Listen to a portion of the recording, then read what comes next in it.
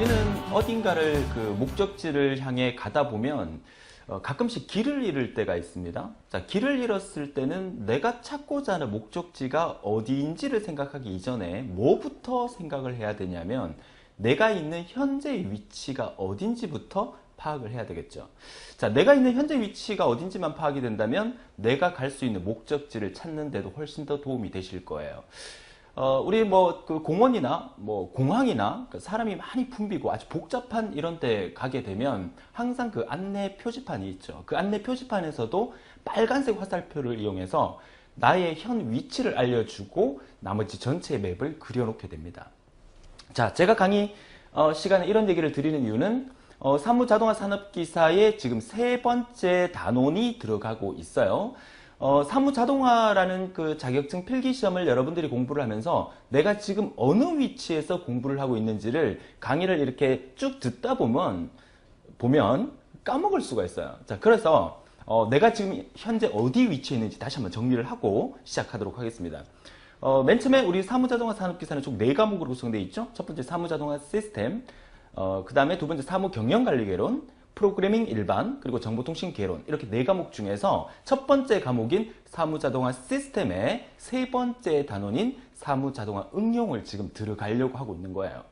자, 첫 번째 단원에서는 사무자동화의 개념을 배웠고, 두 번째 단원에서는 사무자동화의 기술에 관련된 얘기를 배웠어요. 그러면 오늘날 이루어지는 모든 회사의 이 사무실의 자동화에 응용되는 부분은 또 어떤 부분이 있는가에 대해서 알아본다는 얘기죠. 자, 이렇게 하니까 뭔가 전체적인 그림이 그려지지 않습니까? 자, 그러면 첫 번째 화면 보면서 들어가도록 하겠습니다. 자, 사무 자동화에 관련된 기기의 또 분류는 또 이렇게 3가지 형태로 또 분류를 합니다. 그 첫 번째가 사무 업무에 따른 분류. 여러분 사무실에는 컴퓨터를 비롯한 사무 자동화에 필요한 기기가 또 어떤 기기들이 배치되어 있는지를 사무실을 이렇게 한번 둘러보세요.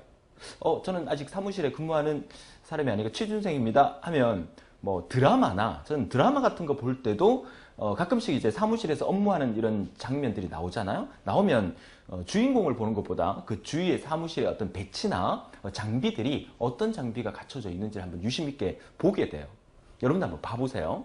자, 그렇다면 사무자동화 기기를 사무 업무를 어떻게 진행하느냐에 따른 분류, 어떤 데이터를 준비를 해야 되겠죠? 그리고 데이터를 처리도 해야 될 거고, 그리고 이제 외주 업체에다가 데이터를 전송을 해야 될 거고, 그리고 그 많은 데이터를 우리 사무실의 컴퓨터에 또 저장을 해야 될 거고, 또 저장하는 데 있어서는 또 사내 규칙에 따라서 영구 보존하는 문서가 있을 거고, 또 얼마 기간 지나면 폐기해도 되는 그런 문서가 있을 거고, 여러 가지 다양한 부분들이 많다는 얘기죠. 그래서 분류를 이런 식으로 사무 업무에 따른 분류로 나눌 수 있고, 그 다음에 그 데이터의 형태가 수치화되어 있는 정보냐, 그리고 수치화되지 않은 비수치 정보냐에 따라서 분류할 수도 있어요. 그리고 세 번째, 자료 처리 기능에 따른 분류. 기능에 따른 분류는 자료 처리 기기와 전송 기기와 또 저장 기기가 있겠죠. 자, 지금 이렇게 보여드리는 이 첫 번째 화면은 전부 다 시험에 나왔던 문제입니다. 어떻게? 그러니까 쉽게 나온 예를 들면 다음 중 사무 업무에 따른 분류에 속하는 게 아닌 것은 1번 준비 업무, 처리 업무, 전송 업무, 4번 수치 정보 업무, 이런 식으로 말을 바꿔서 자, 정리되겠죠? 그래서 일단 사실 개념적으로 이해하면 좀 더 손쉽게 다가갈 수 있지만 그렇지 않은 경우에는 이 분류가 어디가 어디에 분류인지를 여러분이 파악하고 있어야 문제 풀 때 쉬워질 수 있다는 얘기예요. 물론 나중에 우리가 기출문제 풀이 시간에 제가 또 쉽게 문제를 맞추고 외울 수 있는 방법은 또 따로 설명을 드릴 거예요.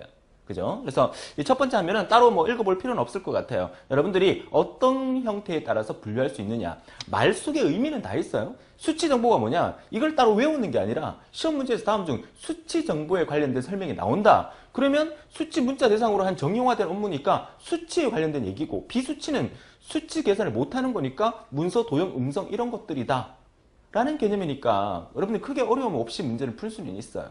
그렇죠? 그렇지만 어떻게 분류하는지를 알아두라는 의미에서 설명을 드린 거고요. 자, 이어서 자료 준비 기기 부분에서는 워드 프로세서라는 부분과 그리고 또 CRT라는 거 나오는데 사실 이 부분에 대해서는 최근 시험 문제에서는 거의 출제가 되고 있지 않습니다. 왜냐하면 과거 제가 이제 첫 강의나 오리엔테이션 강의에서도 말씀을 드렸지만 과거 1990년대 초반, 80년대 후반 우리나라의 모든 사무실이 컴퓨터 없이 지내다가 컴퓨터가 보급되기 시작하면서 사무실에 컴퓨터가 들어오기 시작을 했었잖아요. 그쵸? 그 당시에 컴퓨터가 들어오기 바로 직전에 타자기가 엄청나게 불편했다는 거죠. 뭐 이렇게 한번 잘못 쳐갖고 오타가 나버리면 그 오타에다가 화이트 막 칠해가지고 다시 찍고 하면 문서가 지저분해지고 그럼 다시 찢어갖고 처음부터 다시 쳐야 되고 그때 당시에 이제 80년대 같은 경우에는 이제 그 우리나라 고등학교 중에서 여자 상업 고등학교 학생들 같은 경우에 또 남자 상업 고등학교 학생들 같은 경우에 상업 고등학교에서는 주로 타자기 또 주산, 부기 이런 걸 많이 배웠었거든요. 완전히 무조건 했어야 되는 부분이고 90년대에 넘어오면서 그 여자 상업 고등학교 자체에서도 타자기가 사라지기 시작했어요. 전부 다 컴퓨터로 대체하는데 타자기에서 컴퓨터로 넘어오기 직전에 이 워드 프로세서 전용기라는 것도 있었어요. 그러니까 워드 프로세서 전용기라는 자체는 형태는 타자기예요. 근데 치면서 액정 조그마한 액정 모니터에 내가 타자한 글자가 쭉 찍혀요. 그리고 난 다음에 엔터 치면 프린트가 되는 거예요. 타자기가 올라오듯이. 그러면은 치면 한 줄 치면서 틀린 거 있나 없나 확인하고 엔터. 틀린 거 있나 없나 확인하고 엔터. 뭐 이런 식으로는 할 수 있었겠죠. 이제 그러다가 이제 컴퓨터가 보급되면서 그 자체도 필요 없어진 거죠. 그래서 이 부분은 거의 시험에 안 나온 부분이니까 과거에 워드 프로세서라는 게 있었고 워드 프로세서 전용기라는 게 있었고 요즘 말하는 워드 프로세서는 컴퓨터에 내장된 워드 프로세서라는 프로그램을 통해서 뭐 아리안글이라든지 뭐 마이크로소프트에서 만든 MS 워드라든지 그런 것들을 워드 프로세서라고 한다고 우리가 기억을 하고 계시면 되겠습니다. 또 CRT도 마찬가지죠. CRT는 이제 모니터 표시 장치를 얘기하는 거잖아요. 과거에는 이제 CRT라는 이제 배불룩한 그 모니터 있잖아요. 요즘은 전부 다 뭐 LCD, 뭐 LED, 지난 시간에도 LED와 LCD의 차이점에 대해서 설명을 드렸지만 뭐 납작한 모니터 앞으로 더 시간이 지나게 되면 영화에서 등장하는 이제 허공에 떠 있는 모니터. 그래서 내가 뭐 어디 가더라도 그죠? 스마트폰 하나 딱 꺼내놓고 허공에 모니터가 딱 뜨게끔 만들어서 허공을 보고 이제 입력할 수 있는 그런 시대가 앞으로 또 오게 될 겁니다. 자, 그래서 뭐 이런 게 있다는 정도만 봐두시면 되고 그다음에 그래픽 단말기 역시 마찬가지입니다. 뭐 그래픽이니까 글자뿐만 아니라 그림이나 차트를 화면에 표현할 수 있는 거. 이거는 뭐 오늘날에 뭐 우리가 사무자동을 하면서 앞으로 엑셀도 배울 거지만 파워포인트도 배울 거지만 엑셀과 파워포인트 내에서 이런 것들을 다 표현하기 때문에 큰 의미는 없다고 보시겠습니다. 요런 단어들은 우리가 앞 시간에 배웠지만 이제 OMR, OCR, MICR 자기 그러니까 광학 마크 판독기, 광학 문자 판독기, 또 자기 잉크 문자 판독기 요거 입력 삼총사라고 제가 말씀드렸고요. CAD, CAM 같은 경우에는 도면 설계하는 것들이 있죠. 요 용어들은 알아두시면 좋아요. 그죠? 자, 넘어가서 이제 세 번째 이제 자료 처리 기기에 이제 개인용 컴퓨터라는 게 나와요. 그 자료를 이제 이번에는 이제 처리하는 기기에 속하는 거죠. 자료를 처리한다. 자료를 처리한다 말 자체가 데이터를 처리한다는 얘기죠. 많은 방대한 데이터를 처리하는 그런 기기에서 대표적인 게 이제 컴퓨터입니다. 개인용 컴퓨터를 영어로 이제 퍼스널 컴퓨터라 해서 PC라고 우리가 보통 얘기를 하죠. 그래서 PC방 그러면 퍼스널 컴퓨터 방이다 이 뜻이에요. 처음 하신 분 계실까봐. 그죠? 그래서 퍼스널 컴퓨터가 개인용 컴퓨터인데 우리 사무실에 쓰는 컴퓨터는 선생님 업무용 컴퓨터이기 때문에 PC가 아닙니까? 라고 얘기하는데 여러분 집에 있는 모든 컴퓨터 그죠? 또 사무실에 있는 대부분의 컴퓨터들이 전부 다 퍼스널 컴퓨터입니다. 개인이 앉아서 사용하는 컴퓨터이기 때문에 자, 문서 입력뿐만 아니라 편집, 저장, 송수신 처리, 그리고 광범위하고 다양한 업무 처리를 가능하게 해준다는 얘기. 자, 기능으로서는 호스트 컴퓨터, 주 컴퓨터의 역할을 하게 되고요. 주 컴퓨터 역할 또는 단말기 역할, 그리고 이제 개인 상호 간에 이때 커뮤니케이션 할 때도 주로 쓰게 되겠죠. 또 워드 프로세서라는 프로그램을 이용해서 워드 프로세싱을 하게 되겠죠. 뭐 아리한글, MS 워드, 뭐 요즘은요 구글 덕스라 그래서 그 뭐 구글뿐만 아니라 그 인터넷 환경에서 워드를 작성을 해요. 그렇죠? 그러고 난 다음에 인터넷 환경에서 작성하니까 인터넷이 계속 연결되어 있으니까 자동 저장이 되면서 나중에 내가 어느 컴퓨터에 가더라도 구글만 접속하면 그 내가 작성한 문서를 바로 볼 수 있게끔 그렇게 만들어 주니까 앞으로 이 세상은 뭐 이런 말 강의 시간에 드리기는 뭐 하지만 그냥 제 생각입니다. 그러니까 앞으로 이 세상은 구글이 지배하지 않을까 그렇게 생각을 합니다. 여러분 들고 다니는 스마트폰의 이제 안드로이드 운영체제는 구글에서 만든 거기 때문에 여러분 들고 다니는 스마트에 이제 그 카메라가 다 장착이 돼 있죠. 그죠? 카메라가 장착돼 있기 때문에 여러분들이 하는 모든 행동들을 구글이 다 마음만 먹으면 들여다 볼 수 있지 않을까. 참 무서운 세상이 오는데 자, 이번 시간 조금 여유가 있기 때문에 제가 이런 얘기를 좀 드리는데요. 제가 학교 다닐 때 이제 우리 교수님이 앞으로 불과 5년, 10년 안에 모든 사람들 손에 그 핸드폰을 다 들고 다닐 거다 했을 때 우리 학생들 전부 다 에이 이랬었어요. 제 나이 나올라 그래요. 그죠? 무슨 얘기냐면, 그때 당시에는 이제, 제가 이제 대학 다닐 때는 이제 삐삐 많이 들고 다녔던 세대예요. 삐삐. 그래서 그 핸드폰 들고 다니면 진짜 뭐 이렇게 생긴 거, 이렇게 벽돌로 생긴 거 이런 거 있었어요. 이런 거를 한 번씩 안테나가 이만큼 있고, 이제 그때 당시에 이런 핸드폰이 거의 뭐, 한 100만 원에서 한 500만 원 사이 정도의 금액 정도 했었어요. 그러니까 이런 거 들고 다니는 사람 되게 부럽긴 했었는데 지금 생각하면 거의 통화도 안 되는 그냥 벽돌 그 자체였어요. 그때는 이제 삐삐로 이제 삐삐치 신분 하면 이제 카페에서 이제 삐삐치 신분 하면 했던 그런 시대였는데 지금 응답하라 얘기하는 것 같아요. 그죠? 자, 무슨 얘기 하려고 그랬죠? 그러니까 그때 그 교수님이 앞으로 5년, 10년 후에는 모든 사람들이 손에 핸드폰을 들고 다닐 거다 했을 때 학생들이 다 비웃었다는 얘기죠. 그러니까 제가 방금 뭐라 그랬어요? 앞으로 이제 구글이 이 세상을 지배하게 될 거다. 그래서 모든 행동 반경 안에 구글이 이제 그러니까 구글이 이 세상을 지배한다 해도 무섭게 느낄 필요는 없으세요. 그냥 우리의 삶 자체가 이제 그 핸드폰에도 이제 홍채 인식 시스템이 이제 핸드폰에 이제 들어가고 있으니까 그 영화 마이너리티 리포트 톰 크루즈 나오는 영화 그런 영화에 보면 이제 지하철 탈 때나 뭐 어디 갈 때나 마트에 갈 때나 이제 홍채 인식만 되면 자기 어떤 모든 것들이 다 결제가 되는 그런 시스템이 만들어지고 세상 어디에 가더라도 나의 위치 파악이나 이런 것들이 다 가능하게 되는 그런 시대가 온다니까 거기에 앞장선 선두주자가 현재 구글이 아닐까 그렇게 개인적으로 생각을 합니다. 자, 수업 시간에 제가 이렇게 말씀드린 여담이나 뭐 그 개인적인 것은 개인적인 의견에 불과합니다. 네, 참고해 주시고요. 자, 그래서 이제 개인용 PC에 대한 부분과 이제 사무용 컴퓨터 부분인데 사실 큰 차이는 없어. 그러니까 사무실의 컴퓨터 역시나 개인용 퍼스널 컴퓨터를 이용하는 거고 데이터의 축적과 통신 기술로 PC를 다기능 단말기를 이용하게 되고 또 기업이 조금 더 커지게 되면 이제 보통 이제 중소기업 이상 되면 회사의 전산실이 다 따로 있습니다. 그러니까 전산실 같은 경우에는 메인 서버를 두고 각 사무실에 있는 컴퓨터들은 전부 다 단말기 역할을 하게 되는 거겠죠. 그러니까 메인 서버에서 자료를 땡겼다가 쓰고 또 저장해두고 하는 거니까. 자, 기능으로서는 이제 통합 사무자동화 기능, 분산 데이터베이스 기능, 통신 기능 이렇게 세 가지로 구분할 수 있다는 거 보시면 되겠어요. 자, 이어서 이제 전자출판 부분에 이제 DTP, 전자출판 부분은 데스크탑 퍼블리싱이라고 해서 말 그대로 이제 전자출판이죠. 컴퓨터를 이용해서 이제 책을 만들어내는. 그리고 워크스테이션은 이제 이렇게 생각하시면 돼요. 여러분이 쓰는 컴퓨터보다 기능이 훨씬 더 뛰어나요. 훨씬 더 뛰어나서 많은 업무를 포괄적으로 처리할 수 있는 그런 컴퓨터를 워크스테이션을 한다라고 생각하시면 되겠고, 자, 그래서 다양한 주변 장치의 생산 기술에서 그래픽과 데이터 처리까지 가능하고요. 자, 종류에는 일반용, 그리고 엔지니어링용, 그리고 그래픽용 세 가지로 구분하게 됩니다. 자, 이렇게 종류 만들어 준 것은 실제 시험에 나왔던 문제예요. 근데 이건 나왔을 때 틀린 사람 아무도 없었어요. 대부분 이제 파냄새 나는 형태의 문제였거든요. 그러니까 일반 업무용, 엔지니어링, 그래픽용, 그리고 뭐 다른 거 뭐 이상한 말 집어넣어가지고 하면 딱 눈에 딱 보면 아 이게 파구나. 지금 제 강의 이제 오리엔테이션이나 1강 안 들으신 분들은 제가 파 냄새 난단 말 무슨 말인지 못 알아듣고 계시는 분들은 앞으로 가서 다시 들어주셔야 돼요. 아무튼 종류는 이렇다는 얘기. 그래서 앞부분에 크게 뭐 큰 의미는 없어요. 이제 여기서부터가 이번 시간에 중요한 내용입니다. 집중해서 잘 따라오셔야 돼요. 자료 저송기기의 이제 팩시밀리 부분인데요. 그러니까 팩시밀리가 오늘날 사무실에서 대부분 다 아직까지 팩시밀리를 많이 쓰고 있고요.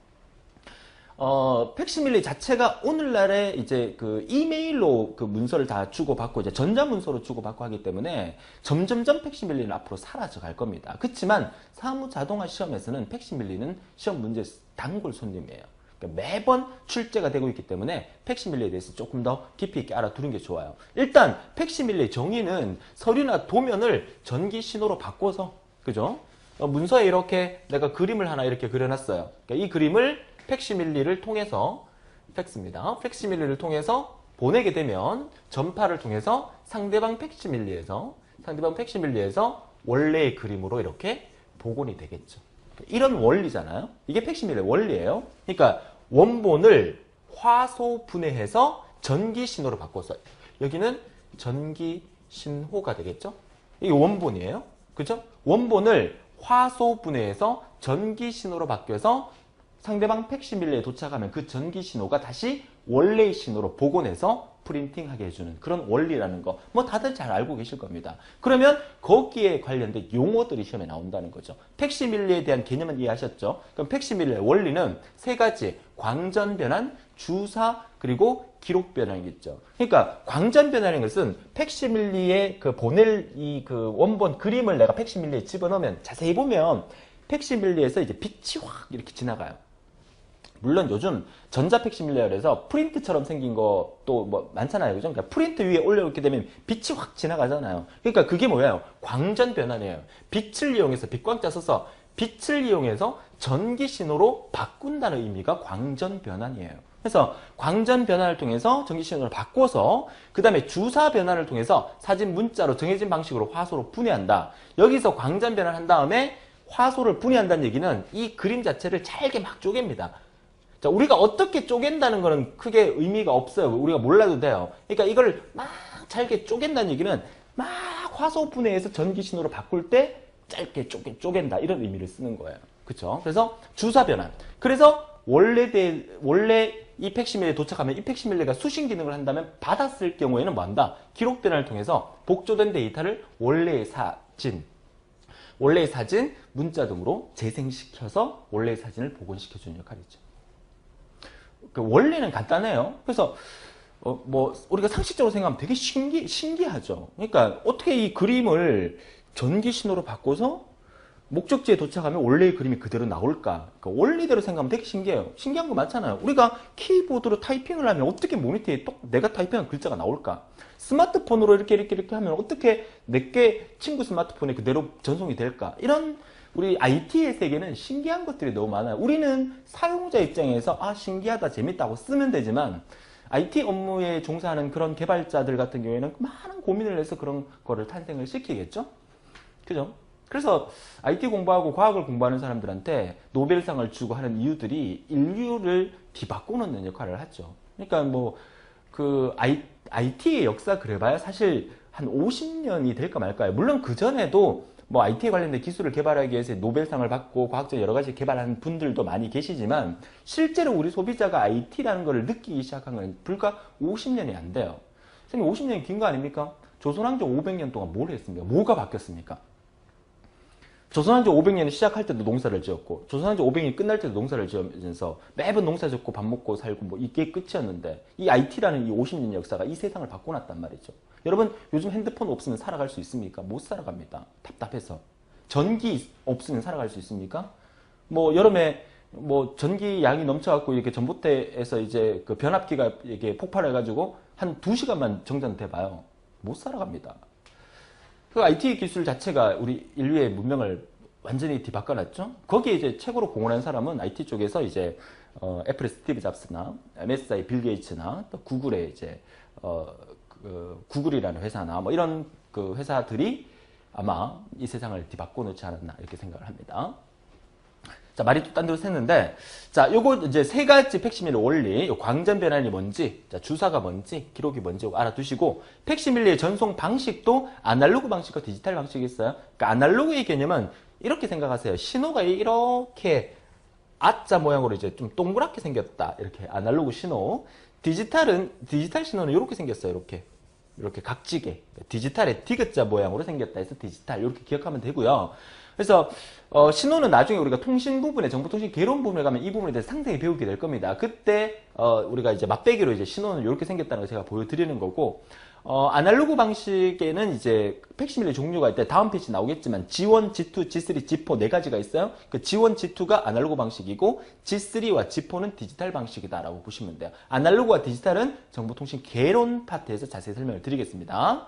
자, 팩시밀리 변조 방식 역시나 아날로그 변조 방식과 디지털 변조 방식이 있는데 아날로그 변조 방식은 이렇게 AM, FM, PM 이렇게 구분을 합니다. 많이 들어봤죠? AM은 AM, FM은 우리가 라디오 방송에서 많이 들어봤을 겁니다. 라디오의 AM 방송, FM 방송 그리고 또 라디오에서 PM은 잘 안 쓰지만 이제 PM이라는 위상 변조도 있어요. 이거는 말 자체를 기억해 두셔야 됩니다. AM의 A는 amplitude라 그래서 진폭이란 뜻이고요.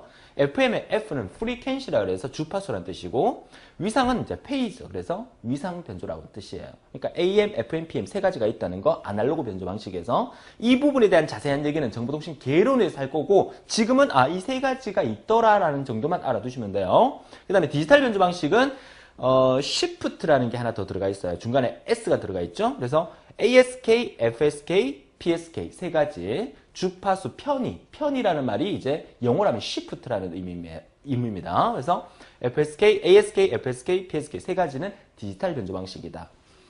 다시 한번 말씀드리지만 아날로그에 대한 개념과 디지털에 대한 개념은 우리 마지막 과목인 정보통신 개론에서 무조건 시험에 나오는 얘기예요. 이거 진짜로 이거 별표 한 5개 쳐야 되는 부분이긴 해요. 그죠? 근데 지금 여기서는 설명 안 드리겠다는 얘기입니다. 우리가 뒤에 가서 정보통신 개론에서 자세히 하도록 하겠습니다. 아무튼 팩시밀리는 아날로그 방식과 디지털 방식이 있고요. 다음 페이지 보시게 되면 이렇게 네 가지가 앞서 말씀드렸지만 이 부분이 뭐야? 아날로그 방식이고 이 두 개가 디지털 방식이라는 거 요거 기억하시면 돼요. 그래서 지원 같은 경우에는 주파수 방식을 사용하고 G2 같은 경우에는 진폭과 위상 변조 방식을 쓴다는 것 정도 체크해 두시면 되겠고, G3와 G4는 디지털 방식이에요. 그래서 모뎀을 이용한다는 거. 그 다음에 디지털 방식 세 가지가 ASK, FSK, PSK 세 가지였죠. 그 중에서 PSK 방식을 주로 쓴다는 거. 그 다음에 G4는 사실 이 ISDN이라 그러면 사실 팩시밀리가 처음 나왔을 당시에는 이 ISDN이 인터넷 라인이라고 보시면 돼요. 이게 종합정보통신망이라는 뜻인데, 그러니까 ISDN 하면 이제 처음 들어보시는 분들이 많으실 거예요. 아마 시간이 지금 많이 지났기 때문에. 그런데 이 ISDN 이전에 나이가 좀 있으신 분들은 아마 기억날 겁니다. 인터넷 하려고 그러면 모뎀이라는 게 있었어야 됐어요. 그러니까 컴퓨터에 모뎀을 장착을 하고 전화선을 연결하죠. 그리고 그 천리안, 하이텔, 나우누리 뭐 이런 거 아마 아실 겁니다. 나이 좀 있으신 분들은. 그러니까 천리안을 통해서 이제 PC통신에 접속을 하죠. 그러니까 ATDT 01414 이렇게 전화번호를 걸어요. 그러면 띠띠띠띠띠 하면서 접속이 돼요. 그러면 천리안, 하이텔, 나우누리에 접속해서 많은 사람들과 이제 정보도 공유하고 또 그 채팅도 하고 그랬던 시절이 있었습니다. 그때 이제 모뎀을 쓰는데 모뎀의 속도가 너무 느려요. 엄청나게 느려요. 뭐 그때 당시에 이제 모뎀이 이제 뭐 14,400bps 모뎀, 뭐 28,800bps 모뎀, 그리고 뭐 56kbps 모뎀 이런 게 막 나오면서 속도 점점 빨라지다가 어느 순간 모뎀이 사라지면서 ISDN이 등장한 거예요. 그러니까 모뎀이라는 것도 이제 정보통신 개론 시간에 우리가 자세히 배우게 되겠지만 모뎀에서 ISDN으로 넘어올 때는 정말 획기적인 발전이었어요. 이 ISDN의 속도 사실 거의 한 64K밖에 안 되거든요. 64kbps. 이렇게 하면 감이 잘 안 오죠. 자, 어떻게 하면 감이 오냐면 요즘 여러분 집에 쓰는 인터넷은 광 케이블을 쓰고 있을 겁니다. 그러니까 광 케이블은 최대 100mbps가 나와요. 뭐 물론 PC방이나 이런 데 가면 더 빠른 데가 있겠지만 100mbps. 자, 이 차이가 몇 배 차이입니까? 이거는 킬로고 이건 메가예요. 그죠? 뭐 예를 들어서 이제 단위를 똑같이 만들어서 이제 그 뭐 얘가 이제 100kbps고 얘가 1000mbps라 그러면 킬로에서 메가는 1000배예요. 1000배. 정확하게 얘기하면 1024배거든요. 그렇죠? 그러니까 공 3개가 더 붙어요. 그러니까 엄청나게 속도가 빠른 거죠. 1000배 이상으로 빨라진 거죠. 오늘날은. 이때에 비하면.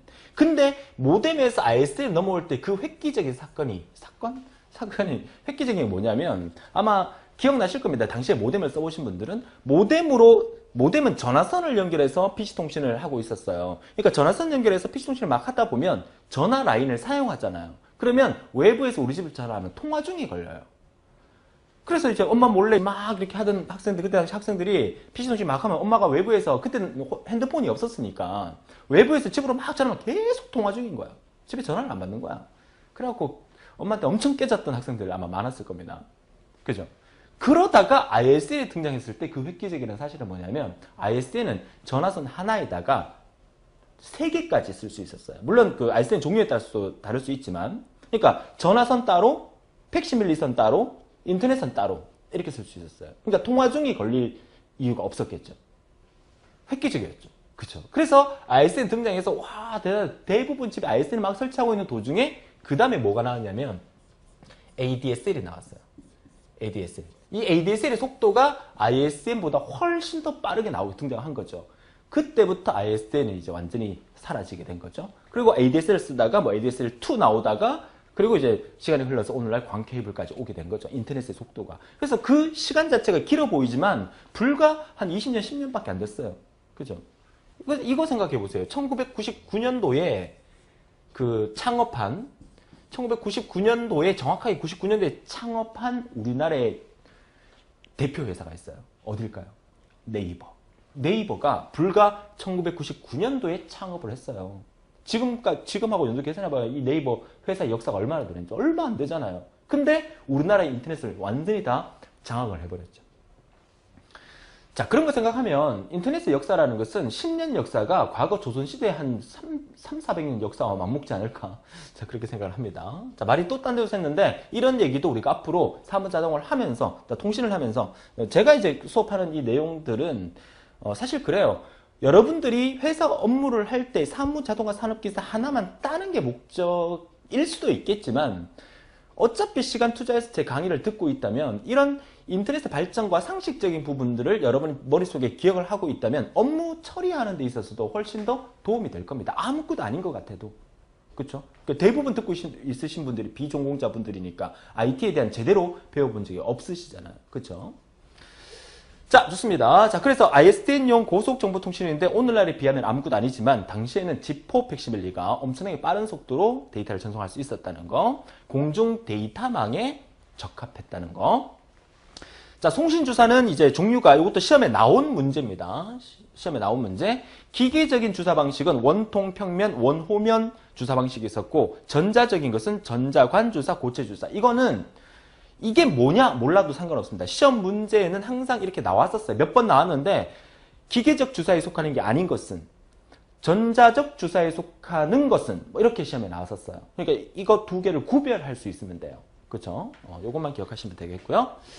자, 이어서 이제 통신망으로 넘어옵니다. 자, 통신망에서 이거는 명칭은 다 알고 계셔야 됩니다. 랜, 맨, 벤, 코랜 이런 거. 자, 영어 공부한다고 생각하고 그냥 지금 이 시간에 외우세요. 기억하세요. 랜, 로컬 에리어 네트워크. 로컬, 근거리 통신망. 그러니까 우리 지역, 가까운 거리. 그 다음에 맨, 메트로폴리탄. 메트로폴리탄 에리어 네트워크. 도시권 통신망. 그 다음에 벤, 밸류 에이디드 네트워크. 그러니까 부가가치 통신망. 그러니까 부가가치 통신망이라 하니까 그게 뭐지? 라고 생각하는데 그러니까 핸드폰 같은 경우에도 여러분들이 이제 주 통신을 할 때 핸드폰에 전화하고 문자하고 데이터 쓰고 이게 주잖아요. 여러분이 SK텔레콤 고객이라면 그게 주잖아요. 근데 항상 가입 신청할 때 그거 말고 부가적인 서비스를 더 추가해갖고 막 신청을 하라 하잖아요. 이거 하면 뭐 컬러링 다운받을 수 있고 이거 하면 뭐 할 수 있고 뭐 할 수 있고 뭐 할 수 있고 이런 거 있잖아요. 그런 것들만 전문적으로 취급하는 회사들을 부가가치 통신망이라고 해요. 통신사업자를 하고. 그죠? 그 다음에 이제 공중기업통신망, 코렌의 CO는 컴퍼니의 약자겠죠. 자, 코렌, 공중기업통신망. 자, 이거, 그래서 명칭 정도 기억하시면 되고, 내용 자체는 크게 어렵지 않으니까, 나중에 이제 문제 풀 때 한번 읽어보면 돼요. 명칭만 정확하게 기억해 두세요. 자, 그 다음에 이 통신망이 구성일 때, 요거는 시험에 단골 손님입니다. 별표 한 3개 정도 해놓고요. 링형, 버스형, 스타형, 트리형, 망형. 자, 이렇게 구분되는데 제가 그림으로 간단하게 보여드릴게요. 링형이라는 것은 단말기가 이렇게 자, 5명의 단말기 사용자가 있어요. 5명. 그럼 어떻게? 이렇게 강강수월래 이렇게 해서 이제 서로 통신을 한다는 얘기예요. 그러니까 A라는 친구와 B라는 친구가 통신하려면 C라는 친구를 거쳐서 통신을 하면 된다. 결국 무선이든 유선이든 내가 상대방하고 통화를 하려고 그러면 뭔가의 연결선이 있어야 되겠죠. 그렇죠? 그 연결선을 이렇게 반지형으로 돌아가면서 한다 해서 우리는 링형이라고 합니다. 그림으로 이해하시면 훨씬 편하고 실제 시험 문제에서 그림을 그려놓고 이게 무슨 형이냐라고 묻는 문제도 출제가 된 적이 있었습니다. 자, 버스형은 이렇게 생겨요. 버스형 그리니까 버스처럼 그림을 그리는 게 아니라 자, 이렇게 버스형은 그림을 이렇게 그립니다. 이렇게. 자, 이렇게 그립니다. 선생님 저게 무슨 버스입니까? 버스 노선입니다. 버스 노선. 자, 얘가 버스 노선의 기점이고 얘가 종점이라고 한다면 버스가 이렇게 왔다 갔다 하잖아요. 그죠? 그럼 얘가 뭡니까? A라는 버스 정류장, ABC. 버스 정류장을 의미하는 겁니다. 버스형 그림은 이렇게 생겼어요. 자, 그 다음에 스타형은 말 그대로 스타죠. 스타. 이렇게. 선생님, 이게 무슨 스타입니까? 별은 이렇게 그리는 거 아닙니까? 그죠? 우리 그 키보드에 있는 에이스트리크. 그죠? 스타 모양. 그래서 모든 A라는 단말기와 B라는 단말기, C라는 단말기 이렇게 있으면 A라는 단말기와 B라는 단말기가 통신할 때는 중앙에 있는 이 컴퓨터를 이용을 해서 거쳐서 통신할 수 있다. 자, 그림으로는 스타형은 이렇게 그리고요. 자, 트리형은 말 그대로 스타형이 여러 개다라고 보시면 돼요. 이렇게. 스타형이 있는 상태에서 얘를 기점으로 또 한 번 이렇게 뻗어나가 나뭇가지처럼 이렇게 계속 뻗어나가는 형태를 우리가 트리형이다 이렇게 얘기하고요. 그 다음에 망형이라는 것은 모든 단말기와 연결하는 거거든요. 자, 망형 그려볼까요? 망형은 이렇게 5명의 단말기가 있다면 모든 단말기가 다 연결됐어요. 이렇게 모든 단말기가 다 연결됐어요. 자, 이해할 수 있겠습니까? 자, 이걸 우리가 망형, 메쉬형, 뭐 그물형 이렇게 얘기하는데 시험 문제에서 그림을 딱 그려놓고 이게 무슨 형이냐니까 공부 한 개도 안 한 사람은 딱 보니까 이게 별처럼 생겼잖아. 별형 이런 사람 있어요. 성형. 아니에요. 이거 단말기 하나 더 있다고 생각해봐요. 그럼 얘도 모든 단말기가 그죠? 다 연결돼 이렇게. 한 명 더 있으면 또 다 연결해야 돼요. 이게 무슨 별입니까? 그렇죠. 그물처럼 연결돼 있다 해서 그물형, 망형이라고 하는 거예요. 자, 정리가 되십니까? 자, 이렇게 해서 그림으로 표현했는데 핵심 키워드 한번 찾아볼까요? 자, 링형은 서로 이웃하는 단말기끼리. 그죠? 자, 버스형은 하나의 통신회선에 여러 개의 단말기가 하나의 통신회선에 여러 개의 단말기가 연결됐어요. 핵심 키워드는 뭐냐? 시험 문제 잘 나오는 말. 고장 발생 시 전체에 영향을 미치지 않는다. 이 말 상당히 중요한 말이에요. 왜? 내가 만약에 이 A가 고장이 났어요. 그러면 버스가 A라는 버스 정거장이 고장났다고 해서 버스가 이 노선에 지나다닐 수가 없습니까? 아니죠. 지나다닐 수 있죠. 그러니까 어느 하나가 고장나더라도 전체에 영향을 미치지 않는다는 말. 이 말 상당히 중요한 말입니다. 버스형에서. 자, 스타형은 중앙에 컴퓨터가 있고 나머지가 연결되는 형태죠. 그럼 스타형의 핵심 키워드는 뭐냐면 중앙 컴퓨터가 고장나면 전체에 영향을 미친다는 거예요. 전체가 마비돼요. 얘가 만약에 고장났어요. A와 B가 통신할 수 있습니까? 못하죠. 그러니까 그림으로 이해하면 훨씬 더 편리하게 이해할 수 있다는 얘기예요. 그죠? 자, 추리형은 여기 뭐 키워드가 여기서 나뭇가지 형태로 쭉쭉쭉 뻗어나가 있다. 이 정도만 보시면 되겠고. 그렇죠? 망형은 모든 단말기와 단말기를 통신해서로 연결되어 있다. 모두가 다 연결되어 있다. 그죠? 비용은 많이 들겠죠. 회선을 이렇게 많이 설치를 해야 되니까. 요거 이제 가끔씩 잊을만 하면 한 번씩 나오는 통신회선의 수 구하는 공식 요거. 자, 이건 무슨 말이냐면, 자, 보세요. 제가 다시 지우고 볼게요. 자, 단말기가 2개가 있어요. 단말기를 우리가 노드라 해서 N이라고 할게요. N. 그죠? 그러니까 회선을 라인이라 해서 제가 L이라고 할게요. L. 네. 자, 펜이 갑자기 나오다 멈췄어요. 자, 두 개의 자, 펜이 갑자기 나오다 멈췄어요.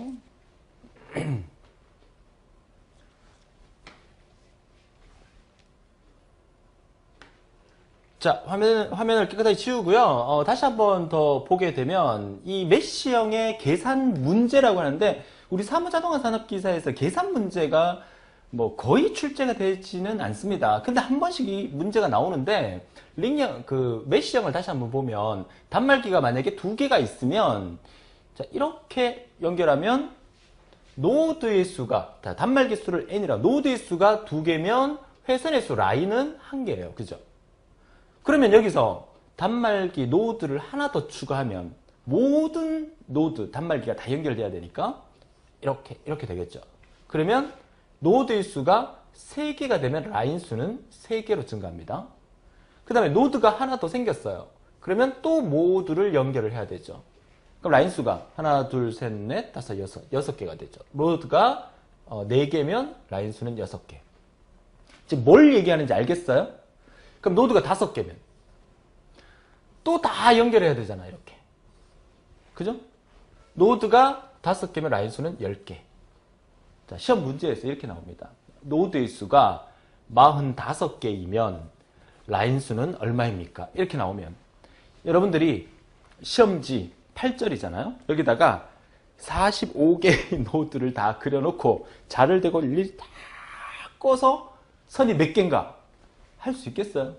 과거에 그걸 해낸 사람은 있었어요. 선생님 저 시험지 다 그려놓고 왔어요. 그래서 공식을 만든 겁니다. 자, 공식은 자 위에다 제가 다시 쓸게요. 2분의 노드의 수 갈로 노드의 수 마이너스 1 2분의 n 갈로 n 마이너스 1 기억하세요? 자, 숫자 한번 대입해 볼까요? 5개다. 노드가 5개다. 2분의 5 곱하기 4가 되겠죠? 그죠? 는 2분의 4, 5, 20이니까 답은 10개가 된다. 이렇게. 자, 요거 공식 시험에 거의 안 나오지만 혹시 나오면 할 수 있어야 되기 때문에 공식 하나 기억해 두세요. 2분의 n 갈로 n-1. 오케이. 자, 좋습니다. 자, 이어서 다기능 전화기라는 거 있어요. 키폰. 요거 사무실에 근무하시는 분들은 아마 키폰이 뭔지 다 아실 겁니다. 그렇죠? 사무실에 전화기에서 버튼 상당히 많고 조그마한 액정 달려 있고, 그렇죠? 그래서 전화 오면 옆에 있는 직원한테 돌려주기도 하고, 또 땡겨 받기도 하고, 옆 사무실에 돌려주기도 하고, 또 사무실 직원끼리는 구내 번호 3자리로 뭐 통화를 하고, 이런 것들이 전부 다 다기능 전화기 키폰이라 하죠. 자, 텔레컨퍼런스, 원격지 회의 시스템. 사실 요즘은 뭐 컨퍼런스란 말 자체가 나오면 뭐 회의라는 의미이기 때문에 시험 나와도 여러분 틀릴 일은 없을 겁니다. 요즘은 뭐 스마트폰으로 전부 다 해결이 되니까. 자, 이메일. 뭐 누구보다 저보다 아마 여러분들이 이메일 더 잘하실 겁니다. 자, 자료 저장기기로서는 마이크로필름 시스템에서 우리 앞에서 배웠죠. COM, 컴퓨터 아웃풋 마이크로필름. 그리고 광디스크 장치, CD 얘기하는 거고요. 전자 파일링 시스템이라 해서 여러분들이 뭐 컴퓨터 안에 폴더 같은 거 만들어서 또 여러분들의 업무 문서를 저장할 수 있는 그런 부분을 생각하시면 되겠습니다. 자, 이번 시간 마지막입니다. 뉴 미디어입니다. 뉴 미디어라고 하면 새로운 매체라는 뜻이죠. 사무자동화 산업기사가 1998년도에 이제 본격화로 시작을 했다면 1998년도 이후에 나왔던 그런 제품들도 그때 당시에는 뉴 미디어였겠죠. 근데 여기서 말하는 이 뉴 미디어라는 말 자체가 현 시점에서 새로 나오는 매체라기보다는 90년대 초반에 IT 제품 사무 자동화가 본격적으로 시작이 되면서 기존에 없었던 사무 자동화에 사용하게 되었던 그런 어떤 새로운 매체들을 우리가 뉴 미디어에 포함시킨다. 이렇게 얘기하는 게 더 정확한 말일 겁니다. 그죠? 그래서 기존 미디어의 고도로 발달된 뉴 미디어 기술을 새롭게 결합한 새로운 분야의 미래 산업이라고 볼 수가 있겠고요. 정보를 전달하는 매체 혹은 수단으로 새롭게 개발된 미디어를 말하는 게 미디어의 정의고요. 시험 문제에서 종종 출제가 되는 게 얘네들인데 미디어의 분류는 크게 방송계, 통신계, 패키지계로 구분을 해요. 그러면 시험 문제에서 종종 출제되는 게 뭐냐면 다음 주 뉴미디어의 분류에 속하는 게 아닌 것은 1번 방송계, 2번 통신계, 3번 패키지계 이렇게 나온단 말이에요. 그럼 4번에 틀린 답은 파냄새가 나면 되는데 이게 파냄새가 안 나요. 어떻게 나오냐? 4번에 유선계 이렇게 나와요. 시험 문제 보고 깜짝 놀랐어요. 그래서 공단 측에 막 이렇게 항의도 하고 막 그랬었는데 정정이 안 돼요. 그래서 제가 말씀을 드립니다. 이거 문제 나올 때 1번 방송계, 2번 통신계, 3번 패키지계 하고 4번 유선계나 무선계가 나오면 4번을 찍으세요. 근데 시험에 이렇게 나올 수도 있어요. 1번 유선계, 2번 무선계, 3번 패키지계, 4번 방송계나 통신계 이렇게 나올 수도 있어요. 그럼 답이 뭐다? 방송계나 통신계를 찍어야 돼요. 그러니까 분류하는 말 자체를 다르게 여러분이 보셔야 된다는 거예요. 그러니까 방송계를 다른 말로 유선계, 통신계를 다른 말로 무선계라고도 하지만 시험 문제에서 분류를 할 때는 방송계, 통신계, 패키지 이렇게 기억하시고 유선계, 무선계, 패키지계 이렇게 기억해 주세요. 제 말 들으세요. 그죠? 수많은 기출 문제를 분석해 본 결과예요. 자, 방송계에 속하는 것은 여러분 잘 아는 케이블 TV, 그리고 뭐 CCTV, 감시용 카메라. 자, 앞서 제가 한번 기억해 두라 했었죠. 랜이 뭡니까? 로컬 에리어 네트워크, 근거리 통신망. 배는 밸류 에이디드 네트워크, 부가가치 통신망. ISD는 인터그레이티드 서비스 디지털 네트워크 약자. 그러니까 종합 정보 통신망을 의미하는 거고, VRS, 또 비디오 텍스, 텔레텍스 이런 것들도 전부 다 방송계에 속하고요. 그 다음에 통신계에 속하는 것은 텔레텍스트, HDTV. 이제 통신계고요. 패키지계는 뭐 디지털 오디오 디스크 뭐 이런 것들에 속하는데 시험 문제에서 종종 등장하는 거 있어요. 그게 뭐냐면 다음 중 방송계 또는 유선계 뉴미디어에 속하는 게 아닌 것은 했을 때 틀린 답으로 제일 잘 나오는 게 이거예요. 텔레텍스트. 왜냐하면 얘랑 좀 헷갈리죠. 텔레텍스하고 텔레텍스트는 한 글자 차이죠. 영어로 하면 텔레텍스트 TEX 텔레 지우개가 TEX 자 텔레텍스고요. 텔레텍스트는 영어로 쓰면 TELETEXT 텔레텍스트 이렇게 쓰잖아요. 요 영어 한 끗 차이예요. 근데 이 의미는 완전히 달라요. 텔레텍스트는 우리말로 하면 문자 다중방송이라고 하죠. 문자 다중방송. 뭐냐면 여러분들이 TV를 이렇게 보다가 TV 밑에 자막 이렇게 막 나오죠. 자막. 그러니까 그냥 일반적인 자막 말고 긴급 속보 같은 거. 그러니까 정규 방송에 TV가 막 나가고 있는 도중에 긴급 속보를 알려드리겠습니다 하면서 정규 방송이 그대로 생방송으로 나가고 있더라도 자막을 삽입할 수 있죠. 그게 바로 텔레텍스트예요. 그러니까 무선으로 문자를 방송할 수 있는 그런 서비스를 텔레텍스트라고 한다면 텔레텍스트는 이거 워드 프로세서에다가 통신 기능을 합한 걸 우리가 텔레텍스트라고 합니다. 그러니까 전혀 다른 의미거든요. 그래서 이거 기억하시면서 그래서 방송계 장비에 속하는 게 아닌 것은 했을 때 틀린 답으로 텔레텍스트가 잘 나온다는 거 이거 하나 기억하시면서 이번 강의 마치도록 하겠습니다. 우리가 앞서 말씀을 드렸지만 저와 같이 사무자동화 산업기사 필기 본강을 들으실 때는 항상 여러분들이 명심하셔야 될 게 저거 시험에 나오니까 열심히 받아 적어야지. 열심히 공부해야지. 이거 하지 말라 그랬습니다. 팔짱 끼고 다리 꼬고 그죠? 여름이면 선풍기 틀어놓고 이제 겨울이면 따뜻한 방 안에서 노트북 이렇게 올려놓고 아니면 침대에서 노트북 배 위에 딱 올려놓으면 따뜻하잖아요. 그죠? 열기가 나와서 올려놓고 그러고 강의를 들으세요. 그죠? 그리고 이동 중에도 음악 듣지 마시고 이동 중에도 이제 강의를 직접 화면으로 안 보더라도 사실 버스 안에서 지하철 안에서 강의 듣는다고 꽂고 있으면 사실 좀 민망스럽고 그럴 때도 있어요. 사실은 그렇기 때문에 그냥 제 목소리만 들으세요. 들으면서 계속 반복해서 들으면 선생님이 중간에 로컬 에리어 네트워크 뭐 부가가치 통신망 밴 이런 얘기를 들을 거 아니에요. 그러면 문제 풀 때 생각이 난다니까요. 그쵸? 그쵸? 그거 기억하시면서 열심히 재밌게 따라오시고 편안하게 강의 들으시고 이제 나중에 시험 날짜 다 하고 와서 문제풀이 강의 들을 거 아니에요. 문제풀이 강의 들을 때 그때 집중해서 따라오시면 돼요. 제가 무조건 합격시켜 드릴 겁니다. 오늘도 즐거운 하루 되시고 다음 시간에 뵙도록 하겠습니다.